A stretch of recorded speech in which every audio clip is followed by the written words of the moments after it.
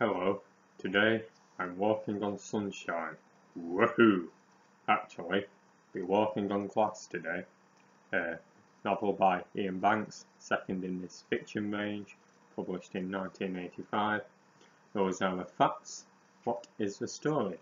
Well, it's a bit of a strange one. His debut novel, Wasp Factory, was very peculiar in itself. As sort of a character study, but this one's strange in a very different sense. So it concerns three separate plot strands. You've got Graham Park, who was in love with his dream girl, Sarah Fitch, but she's a riddle, she's a mystery, and so his sort of strand, his storyline is unravelling her secrets, her character, and seeing what she's about. Second one is following recently unemployed, paranoid, not so much android, but human, called Stephen Grout, who believes that they are out to get him, and he also believes that he is not initially of the planet Earth, so he may well be a paranoid android, but it's not called Marvin. And then there's Quiz, or Keith, who's an old man stuck in a castle playing impossible games with an old lady whilst being taunted by a raven.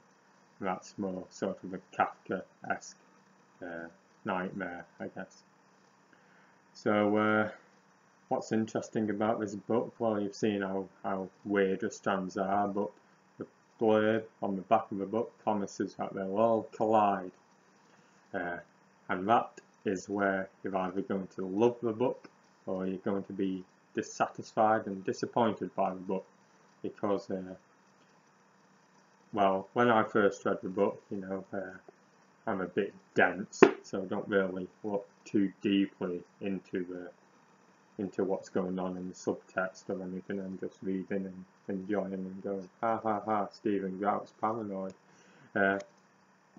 And when you sort of see how it coalesces, the links are a bit tenuous, a bit, out there, and so it's sort of a bit, bit of a disappointing puff rather than, a boom.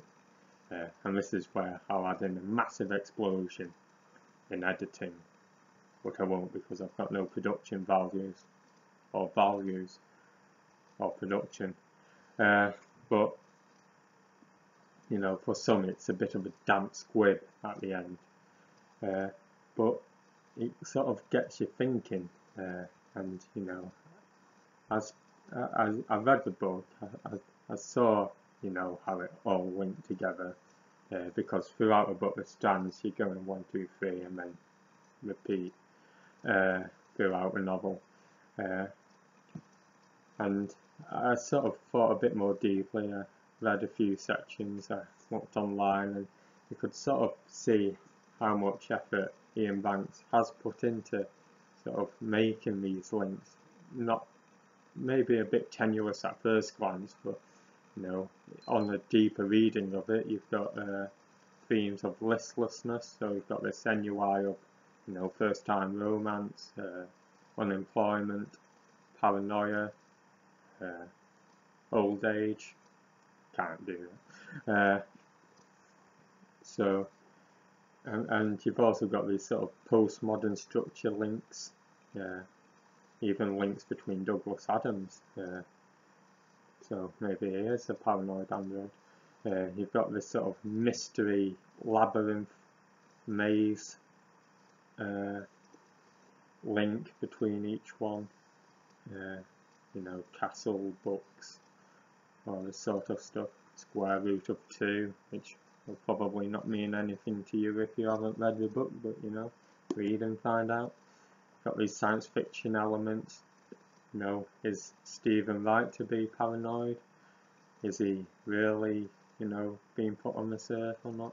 So, the more I thought about it, the more these links started adding up. I think that's what I enjoyed about it. So I think you will too. This was Walking on Glass.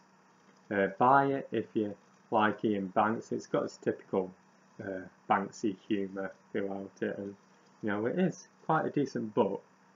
I think the strands do sort of, you know, stand on their, not so much on their own 2 feet, but I think once you can pull them together, you know, they can be enjoyed in and of themselves. But you know, if you're not so much a completionist, you might want to skip this one. But I enjoyed it. It's not my favourite Banks novel, but still a good book. Thank you for watching. Goodbye.